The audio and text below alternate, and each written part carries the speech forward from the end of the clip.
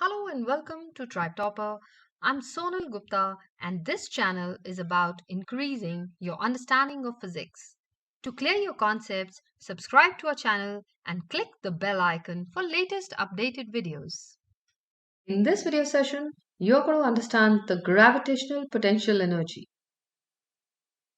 So, what is gravitational potential energy? You have learned in your topic of mechanics that there is always one or the other form of energy which we get from some type of work done.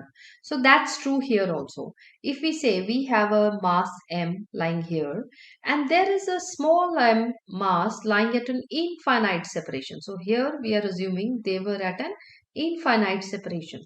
So if you bring this mass m closer and this mass m is brought closer to this capital M, and now they are at a distance small r. Earlier they were at an infinite distance, but now they are at a distance small r. Then the work that has been done to bring these two masses closer together to this distance r from that infinite distance, that is called the gravitational potential energy. So here is the definition. I'll read out. Gravitational potential energy, it is the work done to bring two masses to a distance r from an infinite separation between them.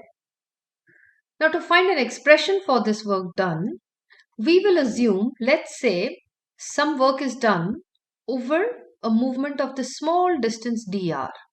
So we are moving this mass m. Of course, we are bringing it from infinity to this separation r, but right now we assume that it has been moved by a distance dr. Over the entire path, we consider a small element of that as dr. So what would be the small amount of work done, dw, to move the path?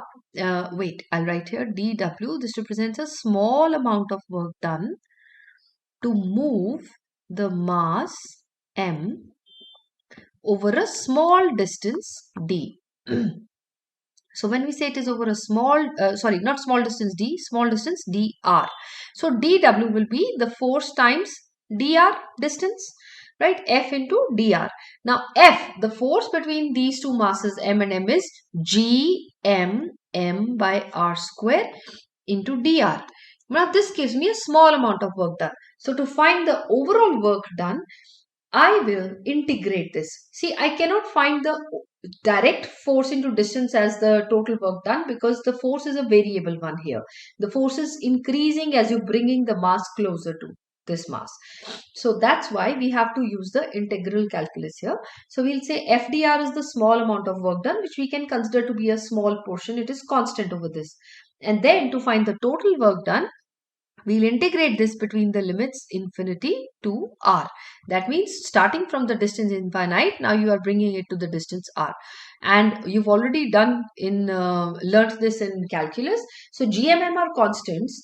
They go outside the integral, and when you integrate dr upon r square from the limit infinity to r, you end up with a simple expression of negative GMM by r. And you know that you get that by integral calculus, simple calculus. So work done is equal to minus GMM by r, because integration of dr by r squared would be negative 1 by r, and that when you put the upper limit minus lower limit, you get the answer as minus GMM by r.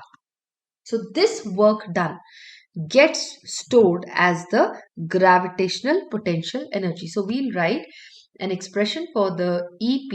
EP represents the gravitational potential energy of a mass, that is GMM minus GMM upon R. And the negative sign here actually indicates that the gravitational force of between the two masses is attractive. So negative sign is simply indicating an attractive gravitational force. So we have to supply a total energy of plus GMM by R. This has to be supplied if we want to. This has to be supplied if we want to separate the two masses. Right?